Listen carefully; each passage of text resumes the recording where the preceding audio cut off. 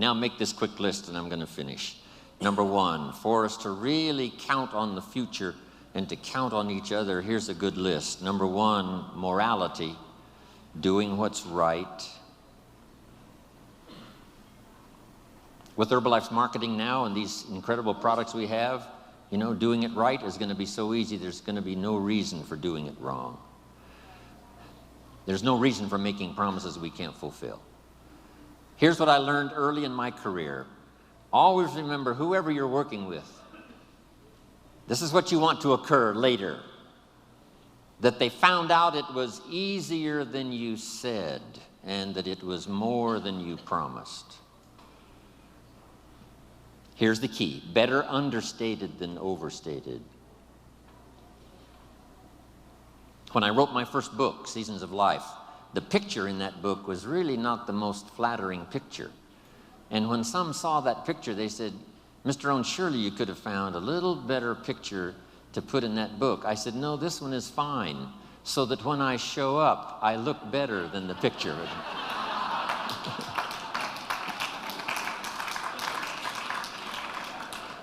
That's better than using the glamour picture, right? And then when you show up, you look a little older. Here's what's next in the vocabulary for leadership for our future. Make these notes now. Next is truth. To deal in truth, we're going to speak the truth. We want to build on truth, what is right. Here's what's next: responsibility. Accepting responsibility. If we want the fortune, we must also accept the responsibility that goes with building it. Then the responsibility of what to do with it. Next is courage.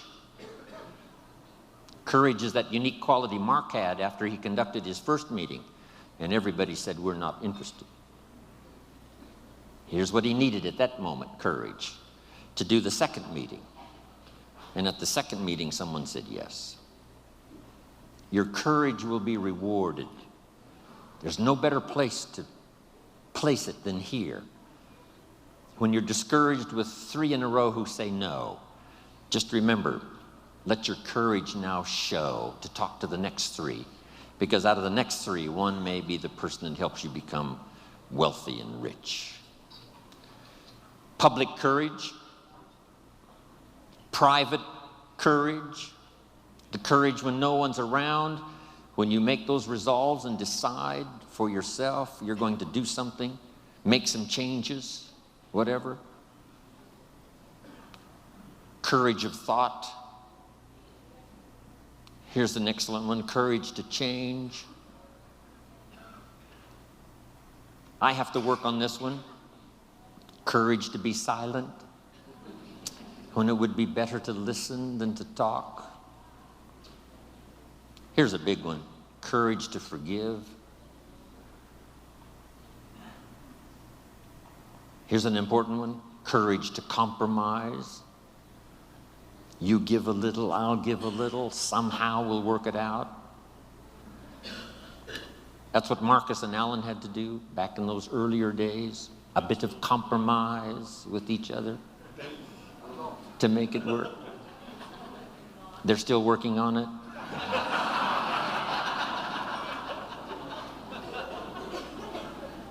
Here's the next one: courage to risk.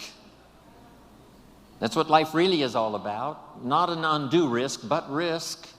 If you want the harvest in the spring, you must risk the seed into the soil, or the harvest in the fall, you must risk in the spring the seed to sow. You've got to risk some of your time. My grandkids ask me every time, and my family, why would you go spend the day with those people in Hawaii rather than spending the day with us? I've got to give them some excellent reasons. And then when I see them shortly, they will ask me, was it worth it to go spend the day with them and not with us? So how I ration out my time and how you ration out your time is so important. Have the courage to make those wise decisions. Now, my family knows that a big part of my life now, of course, is Herbalife. And they love the stories. And when I say to them, I had a chance in Maui to make a deposit of my own personal experience into the lives of so many incredible leaders from Herbalife around the world that maybe, just maybe, that experience I had, depositing my experience into the thoughts and consciousness of all of you, no telling what kind of miracles that may work. And when I get through sharing with my family this opportunity I had to speak to you today, they say, yes, Grandpa, yes, Papa, it was worth it for you to go to Maui and be with the Herbalife family.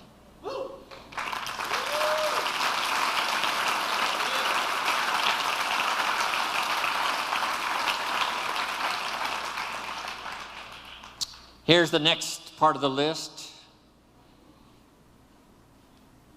Keep your word. What you promise, make sure you fulfill.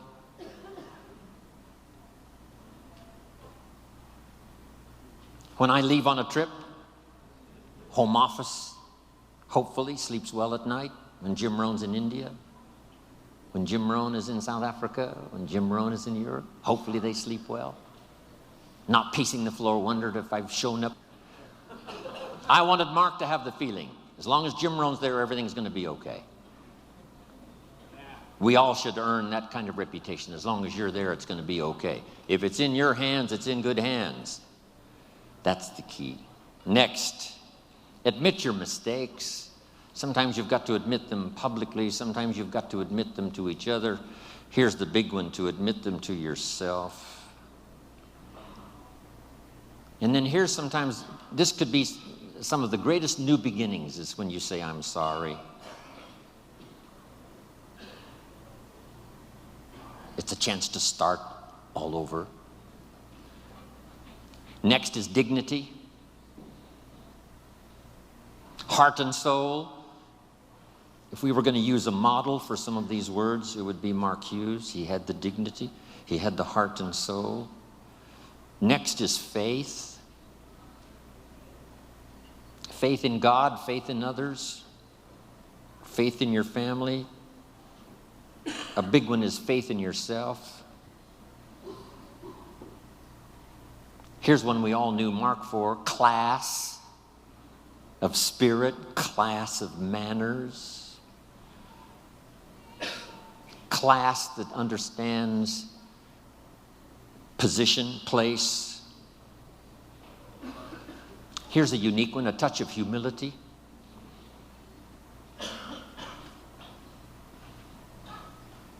The rich must be taught not to be arrogant. The poor must be taught not to be cynical. Some other basics to remember that I used when I was building my organization. Here's a good one. Manage as you build, and build as you manage. It doesn't take but a short conversation to find out some people's problems. They have stopped building and started managing. But the key here says, build as you manage and manage as you build. It probably wouldn't be too far wrong to use the old 80-20 rule here. Spend 80% of your time building and 20% of your time managing what you build. But it's easy to get the wrong numbers here and spend 20% of your time building and 80% of your time managing. When we opened India, someone asked me, should I go to India? And I said, if you walk out your front door and look down the street and there's no cars and no people, and you walk over one more street and look up and down the street and there's no cars and no people, you should go to India.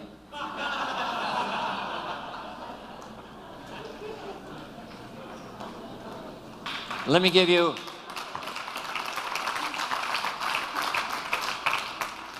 you Mark's philosophy, and it's one of the best.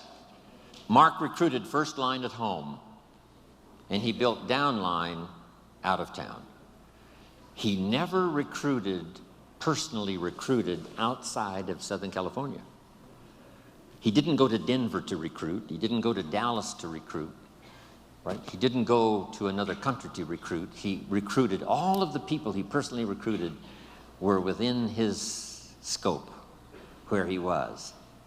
Now, if somebody in Los Angeles knew somebody in Denver and they got it going and got it started, then Mark made his trip to Denver, but not to recruit, only to advance the business.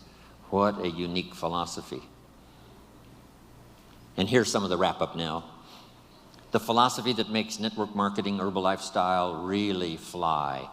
Number one, as many customers as possible to represent each distributor, and as many distributors as possible to represent each supervisor volume.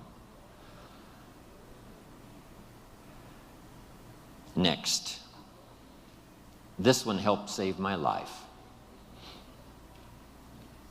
Work with the people who deserve it, not the people who need it. Follow the example of life itself. Life was not designed for us to get what we need. Life was designed for us to get what we deserve. You don't receive a harvest because you need one. You receive a harvest because you planted one in the spring. And then here's one more, and I'm finishing.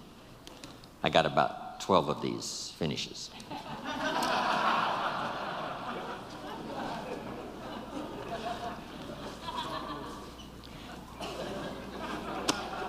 This one really did it for me now. Here it is. You can help 1,000, but you can't carry 3 on your back.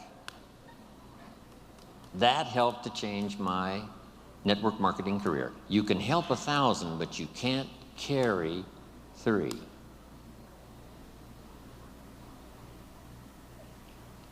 Here's one of the things I learned that built my business. Put people on their own. Give people responsibility, show them how to do their own thing as quickly as possible, as quickly as possible, as quickly as possible. Accept the responsibility for their own sales, accept the responsibility for their own customers, accept responsibility for building their own organization quickly, quickly. Yes, we lend a hand. Yes, they attend our meetings. Yes, they come to our training. But as quick as possible, put people on their own.